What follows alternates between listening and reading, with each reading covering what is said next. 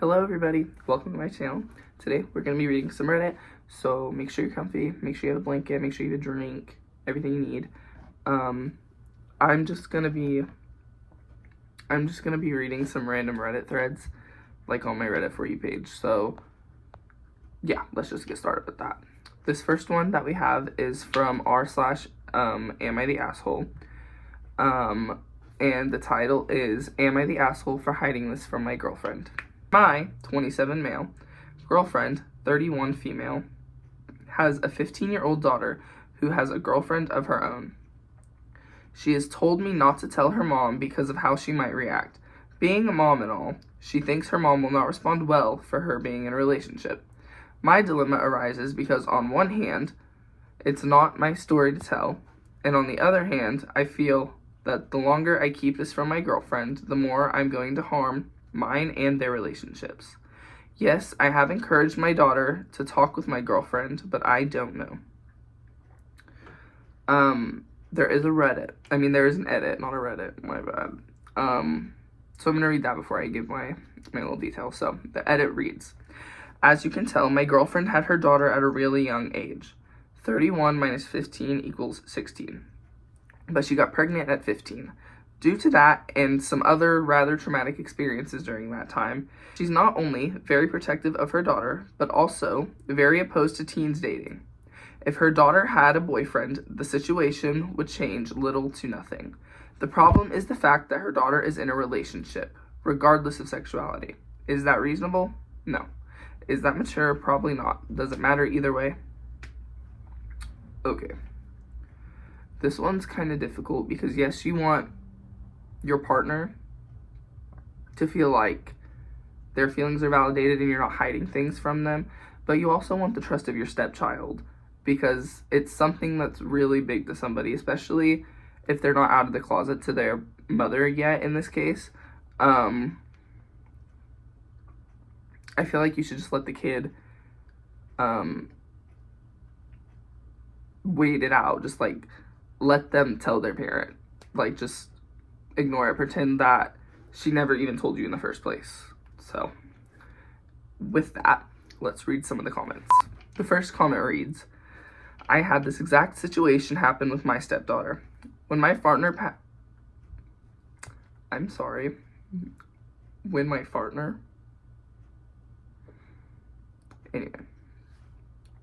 When my partner found out, stepdaughter eventually told her. I got scolded, but I also explained that 1, it's a good thing her daughter trusts me, and 2, if I thought she, the stepdaughter, was in danger or making poor choices that would lead to danger, I would have said something. After that explanation, I was forgiven. And OP replied with, that's good to know, thanks. That's pretty dry response. Anyway, next one. This commenter says, not the asshole. Not your secret to tell. Outing someone, especially a young person, can seriously damage trust. Keep supporting her, but let her choose when and how to share. So basically the same thing I said. Just let them do their own thing. Like, don't mess with it. Just pretend like they didn't tell you. Like, and of course, if something does happen and you feel like they're unsafe, of course, tell their mother. Don't let them do stupid choices. Or don't let them make stupid choices if you know that they're going to make stupid choices. But that's how I feel about it. So this last comment says, if you break her trust, she will have gone from 1 trustworthy adult in her life to 0. Teenagers, especially sexually active ones, who don't have adults in their life that they can safely talk to, will make poorly informed choices that can have lifelong consequences. You want to pass that baton, and that is heartbreaking for her. Again, going back to what I said, all of these comments are basically saying the same thing. Just don't out the kid. Like, that's fucked up. Like, just don't. There's no reason to do it. Like, just keep their secret.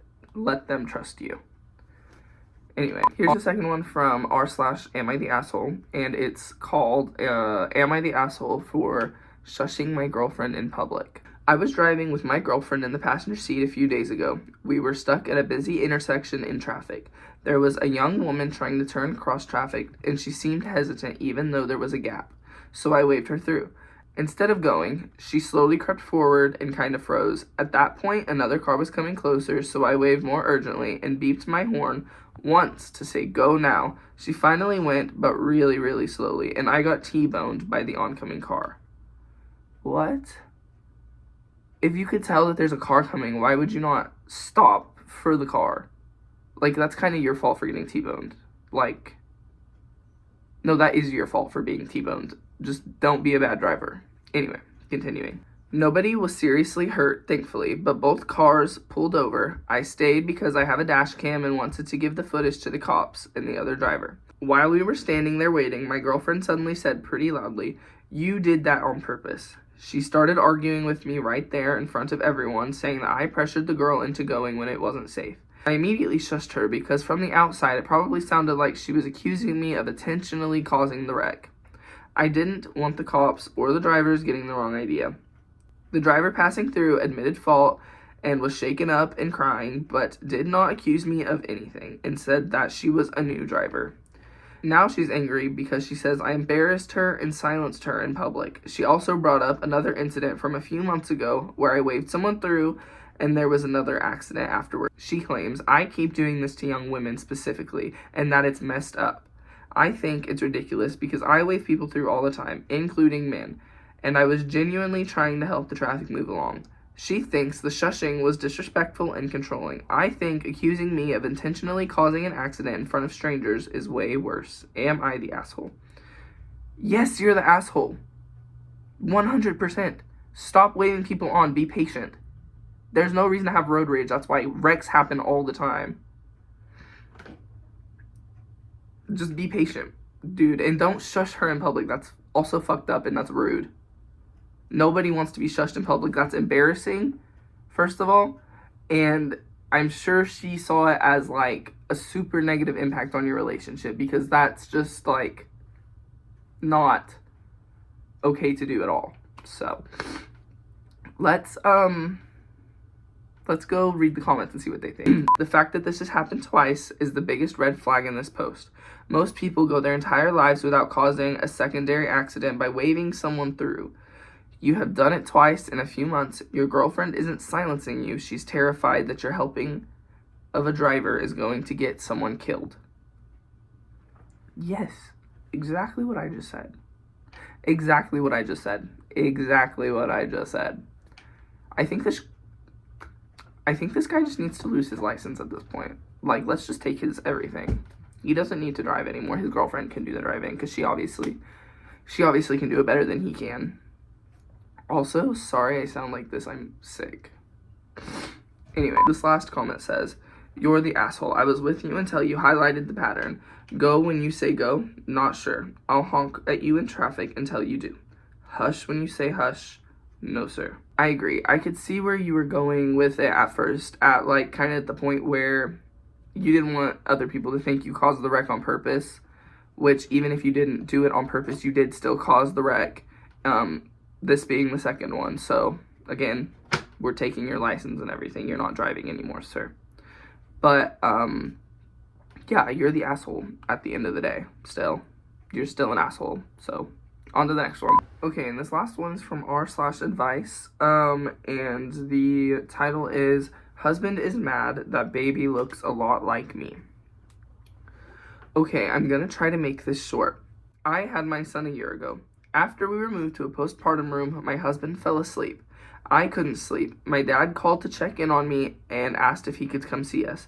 I said yes. My dad came, he held our son and asked how we were. He shared some experiences, and after my dad left the room, my husband told me he hadn't held the baby yet. I was stunned. It never crossed my mind that my husband had not held our baby. He started yelling at me while I was holding our newborn, punching his fist into his hand, crying. Anyways, this continued on for several months. When I was on maternity leave, he stayed at work as long as he could and would avoid taking the baby. What a horrible spouse. I'm sorry. He yelled at me a lot about it. A lot of meltdowns on his part, probably until my son was about 9 months old. When one day he said he was upset because he had brown eyes and not green eyes like his. He apologized and the situation seemed to die down. Except for now, He's back to being mad that our son looks so much like me, and he says it's because my dad held him before he did. I don't know what to do anymore. It was mental torture postpartum. I cried every day, and I apologized to him profusely because I didn't do anything with ill intent. I don't even remember my son being a newborn because I was always so consumed with grief over what I had done. And it's starting to be that way again with remarks people make about how much our son looks like me. What can I do? So first of all, you need to lose him. You just need to not be in this relationship anymore, because obviously he's proven to you that he really doesn't care about the relationship and he doesn't care about the child enough to actually put in some effort as a father. So I feel like at this point, the best thing for you to do is to leave and find somebody else, which I know can be hard if you're not financially stable on your own, but maybe your dad could help you. You could move with him for a little while, but this man just does not need to have a child at all. So let's read a couple of the comments and see what they have to say about it. This first Redditor said, "You have grief over what you had done? I don't understand what you did wrong. Your husband sounds like he's not very smart and that he's mentally disturbed. I worry about him being with the baby alone. He should seek professional help." Yes, I agree. I would be afraid to have him alone with my child too. So maybe some therapy would work before you go leaving him, I would just leave him, but therapy is there if you would like. And this last comment says, "I would also have given OP therapy advice until I learned that abusers often misuse therapy to ramp up their abuse, and this dude is abusive and emotionally immature as F. Because no sane man goes around screaming and punching his fists around a woman who just pushed out his baby, aka the most vulnerable moment in their life. He was deliberately trying to physically intimidate you. Please, OP, read from this book." It's gonna be there, maybe. "Contact your dad and set up an escape plan ASAP." Yes, like I said, escape. He's not there mentally. You just need to get away from him. You need to go and move on, and you need to have something better in your life because that's what you deserve. You don't deserve to have a piece of shit as your baby daddy, which, I mean, he's always going to be your baby daddy regardless. But I definitely think that leaving him would be the best thing to do. Alright, everybody, thank you so much for watching my video. If you liked the video, make sure you subscribe. Make sure you like the video. And yeah, I'll see you guys later. Bye.